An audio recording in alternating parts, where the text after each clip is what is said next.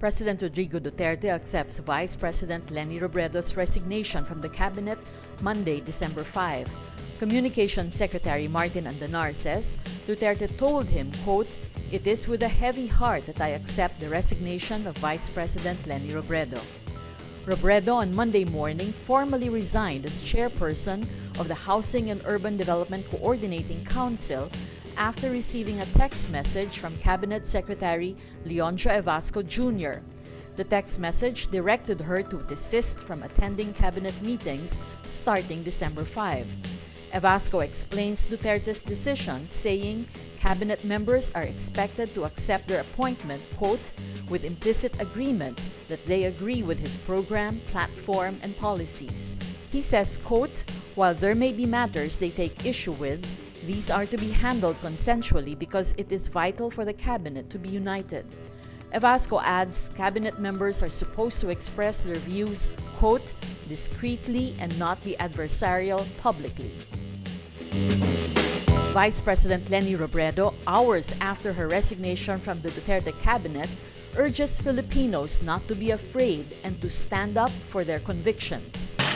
Since we released our statement yesterday, many have asked, what is next? I have sensed despair and anxiety, and always that question, what will happen to us now? This is not the time for fear.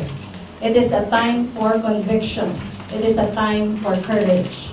Robredo says recent developments that led to her resignation as chairperson of the Housing and Development Coordinating Council strengthen her resolve. My highest loyalty is to the Constitution and to you, the Filipino people. A vow that both the President and I took when we assumed our offices. This means I must be free to speak my mind, to protect you and your dreams and your future. As your duly elected Vice President, I will continue to serve with all my strength and passion, confident that in the end, what is right will prevail. Robredo also says she felt unwelcome in the Duterte cabinet. Yung dating sa akin kasi nung una, I was already being eased out. Kasi if you are not being required, if you are not being allowed to attend cabinet meetings anymore, ano yung gusto sabihin nun? Philippine National Police Chief Ronald Dela Rosa says he sacked Criminal Investigation and Detection Group Region 8 Chief Marvin Marcos from his post. President Rodrigo Duterte reinstated Marcos within the same day. Dela Rosa says this happened in mid-October, shortly after alleged drug lord Kerwin Espinosa was arrested in Abu Dhabi.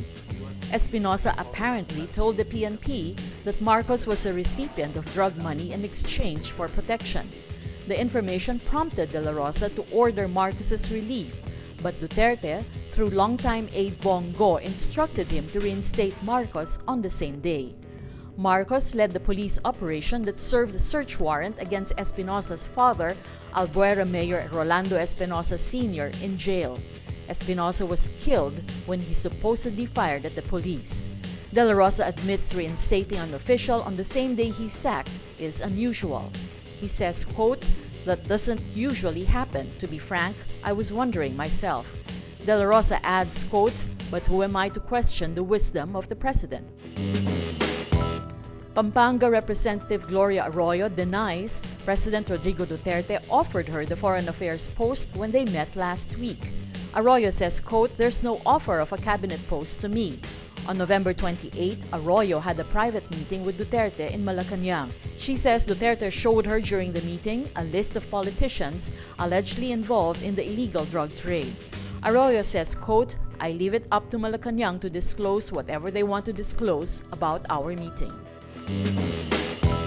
Justice Secretary Vitaliano Aguirre orders the Bureau of Immigration Monday, December 5, to immediately arrest Chinese gaming tycoon Jack Lam upon his return to the Philippines, quote, if warranted. Lam, whose real name is Yinlock Lam, left the Philippines on November 29, a few days before President Rodrigo Duterte ordered him arrested even without a court warrant.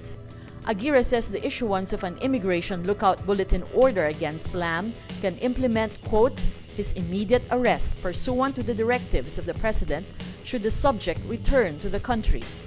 Lam is accused of attempting to bribe Aguirre and Philippine Amusement and Gaming Corporation Chair Andrea Domingo after a raid November 24.